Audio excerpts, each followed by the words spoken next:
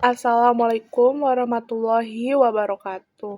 Perkenalkan, nama saya Arifah Nurul Hidayah dari kelas STR Keperawatan 1A dengan NIM P27904124009. Di sini saya akan menjelaskan tentang sistem reproduksi wanita dan pria, mata kuliah Kebutuhan Dasar Manusia dengan dosen pengampu Bapak Osep Yasir, Nurse MKEP.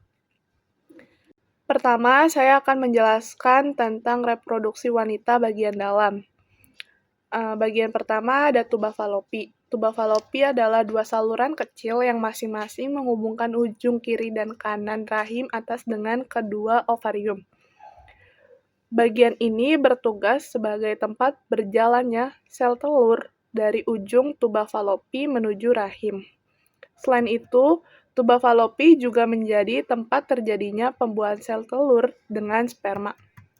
Lalu yang kedua, ada uterus. Uterus atau rahim merupakan organ berongga yang berbentuk menyerupai buah pir. Bagian ini akan menjadi tempat bagi janin untuk tumbuh dan berkembang sebelum dilahirkan. Pada dasarnya, rahim terdiri dari dua bagian utama, yaitu yang pertama, serviks, leher rahim, dan yang kedua, korpus badan uterus. Serviks merupakan bagian dari rahim yang berbentuk silinder yang menghubungkan rahim dengan vagina. Serviks juga dapat mengalami dilatasi atau melebar agar bayi dapat keluar selama proses persalinan berlangsung. Sedangkan korpus merupakan bagian fleksibel dari rahim yang dapat mengembang sesuai dengan perkembangan dan pertumbuhan janin selama masa kehamilan. Korpus juga menjadi tempat masuknya sperma dan luruhnya lapisan dinding rahim dan sel telur saat terjadi pembuahan yang menjadi darah menstruasi. Lalu yang ketiga ada embrio. Embrio adalah istilah pada anak yang belum lahir hingga akhir minggu ke-7 setelah terjadinya proses pembuahan. Pada manusia, peleburan ovum dengan sel sperma akan menghasilkan zigot atau sel telur yang telah dibuahi. Zigot akan mengalami serangkaian pembelahan saat melewati tuba falopi atau saluran tuba. Sel-sel dalam zigot akan membentuk bola berongga yang disebut sebagai blastula. Yang keempat ada fimbriane. Fimbriane merupakan struktur paling kecil dan termasuk ke dalam bagian tuba falopi. Fungsinya adalah untuk menangkap sel telur dan mendorong sel tersebut ke tuba falopi. Dalam prosesnya, fimbriane akan memanjang ke ovarium untuk menangkap sel telur. Setelah itu, struktur kecil seperti rambut yang melapisi fimbriane akan bergerak cepat menyapu dan mendorong sel telur ke dalam tuba falopi untuk dibuahi oleh sperma.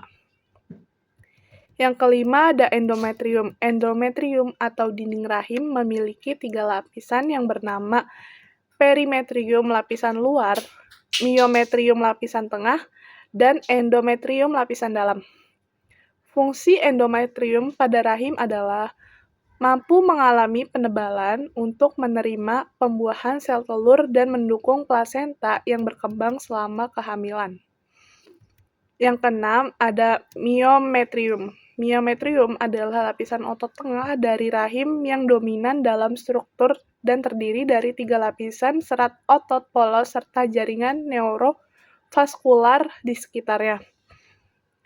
Struktur ini memiliki lapisan dalam dan luar yang berkaitan erat dengan awal saluran paramesonefros dengan serat-serat yang tersusun dalam arah memanjang, bersilangan, dan melingkar. Yang ketujuh ada perimetrium.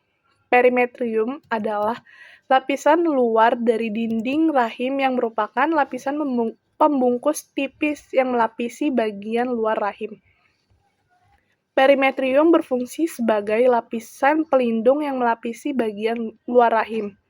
Ini membantu mencegah infeksi dan melindungi rahim dari kerusakan atau cedera langsung akibat benturan fisik atau trauma. Yang kedelapan ada serviks. Serviks adalah bagian bawah dari rahim uterus yang berbentuk seperti saluran atau leher rahim dan berfungsi menghubungkan rahim dengan vagina. Secara anatomi, serviks terletak di antara rongga rahim dan saluran kelahiran. Pada wanita yang tidak hamil, serviks memiliki ukuran sekitar 3-4 cm panjangnya dan berfungsi sebagai pintu atau penghalang yang menjaga agar rahim tetap terlindungi dan terpisah dari dunia luar. Yang kesembilan ada vagina. Vagina adalah saluran berbentuk seperti tabung berotot yang menghubungkan leher rahim dengan bagian luar tubuh. Organ ini terletak di belakang kandung kemih dan berada di bagian bawah rahim. Bagian ini bersifat elastis dan dapat melebar saat melahirkan bayi ataupun menyempit untuk menahan tampon yang berfungsi sebagai pembalut wanita saat menstruasi. Selain itu, vagina juga dilapisi oleh selaput lendir yang dapat menjaganya agar tetap lembab. Yang ke-10 ada carnalis cervicalis, adalah saluran yang terletak di dalam leher rahim. Saluran ini menghubungkan rongga rahim dengan vagina. Carnalis cervicalis memiliki sel-sel yang menghasilkan lendir, yang berfungsi untuk melindungi rahim dan mencegah infeksi dengan memblokir masuknya bakteri atau patogen ke dalam rongga rahim. Yang ke-11, ovarium ligamen. Ovarium ligamen adalah struktur jaringan ikat yang menghubungkan ovarium dengan bagian lain dari sistem reproduksi wanita, khususnya dengan rahim. Ovarium ligamen membantu menjaga ovarium pada tempatnya di rongga panggul dan mencegah pergeseran atau perputaran ovarium yang dapat menyebabkan komplikasi. Yang ke-12 ada ovarium. Ovarium adalah bagian dari sistem reproduksi wanita yang berada di sisi kiri dan kanan pada rongga panggul serta bersebelahan dengan bagian atas rahim. Fungsi utamanya adalah untuk memproduksi ovum, hormon estrogen. Hormon estrogen sendiri merupakan hormon utama yang terlibat dalam pengembangan dan pemeliharaan ciri-ciri seks sekunder wanita, seperti payudara, bentuk tubuh, dan lain-lain, serta mengatur pertumbuhan lapisan endometrium yang diperlukan untuk implantasi embrio, serta hormon progesteron. Hormon progesteron merupakan hormon yang berperan dalam mempersiapkan endometrium untuk menerima dan mendukung kehamilan. Progesteron juga membantu mempertahankan kehamilan setelah pembuahan. Lalu selanjutnya saya akan menjelaskan bagian eksternal dari sistem reproduksi wanita. Yang pertama ada mons pubis. Mons pubis adalah gundukan jaringan lemak yang terletak di atas tulang kemaluan. Mons pubis melindungi organ reproduksi internal seperti rahim dan ovarium dengan lapisan lemak yang memberikan bantalan terhadap benturan atau tekanan eksternal. Mons pubis berfungsi sebagai bagian dari ciri seksual sekunder wanita dengan penampilan yang sering dikaitkan dengan kesuburan dan daya tarik seksual. Selama pubertas, rambut kemaluan tumbuh di daerah ini yang menjadi ciri khas perkembangan seksual pada wanita. Yang kedua, ada klitoris. Klitoris adalah tonjolan kecil yang terletak di antara labia minora. Klitoris seringkali menjadi titik rangsang wanita saat berhubungan seksual karena bagian tersebut memiliki sekitar 8.000 ujung saraf sehingga membuatnya sangat sensitif terhadap rangsangan. Yang ketiga ada uretra. Uretra adalah saluran yang menghubungkan kandung kemih ke dunia luar, berfungsi untuk mengeluarkan urin dari tubuh. Uretra wanita lebih pendek sekitar 3-4 cm dan hanya berfungsi untuk mengeluarkan urin. Uretra wanita terletak di antara klitoris dan vagina dan membuka di bagian depan vagina. Fungsi utamanya adalah mengalirkan urin dari kandung kemih ke luar tubuh. Ketika kandung kemih penuh dan tubuh siap untuk buang air kecil, uretra membuka untuk memungkinkan urin keluar. Yang keempat, ada labia mayor. Labia mayora merupakan bagian terluar dari sistem reproduksi wanita yang berfungsi untuk melindungi sistem reproduksi wanita bagian luar lainnya dari infeksi. Ketika memasuki masa pubertas, area kulit pada labia mayora akan ditumbuhi rambut yang mengandung kelenjar penghasil minyak untuk mencegah masuknya zat asing ke dalam organ reproduksi wanita. Yang kelima ada labia minora. Labia minora adalah organ wanita yang memiliki berbagai bentuk dan ukuran. Organ ini terletak tepat di dalam labia mayora dan mengelilingi bukaan vagina serta uretra. Saluran yang berfungsi untuk membawa urin keluar tubuh. Kulit labia minora memiliki tekstur yang sangat halus dan cenderung mudah mengalami iritasi maupun membengkak. Yang keenam ada perineum. Perineum adalah area tubuh yang terletak di antara anus dan alat kelamin. Pada wanita, perineum terletak di antara vagina dan anus. Pada wanita juga, perineum memiliki peran penting selama proses persalinan. Selama melahirkan, perineum harus meregang untuk memungkinkan bayi melewati jalan lahir. Yang ketujuh, ada anus. Anus adalah bagian terakhir dari saluran pencernaan yang berfungsi sebagai saluran untuk mengeluarkan sisa-sisa makanan yang tidak tercerna dalam bentuk feses dari tubuh. Anus terletak di ujung bawah tubuh, tepat di antara bokong, dan merupakan pintu keluar dari sistem pencernaan.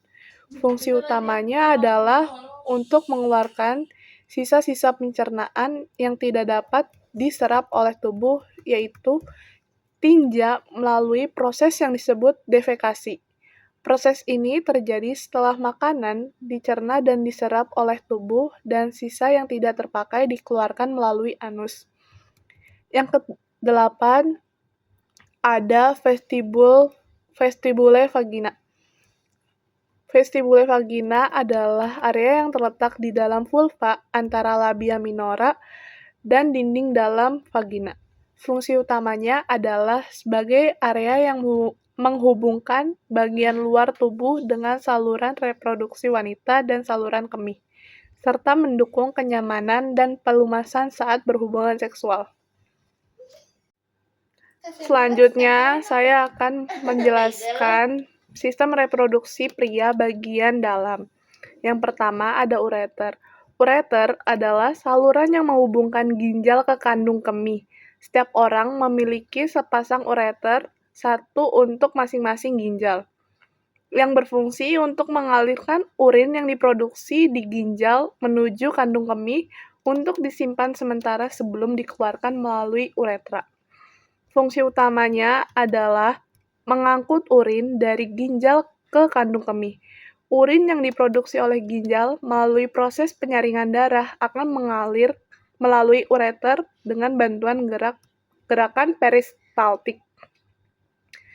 Yang kedua ada kandung kemih. Kandung kemih adalah organ berongga yang terletak di panggul bagian bawah, berfungsi sebagai tempat penyimpanan sementara untuk urin sebelum dikeluarkan dari tubuh melalui uretra. Kandung kemih juga merupakan bagian penting dari sistem saluran kemih yang bekerja sama dengan ginjal, ureter, dan uretra untuk menyaring dan mengeluarkan limbah tubuh. Fungsi utamanya adalah menyimpan urin yang diproduksi oleh ginjal.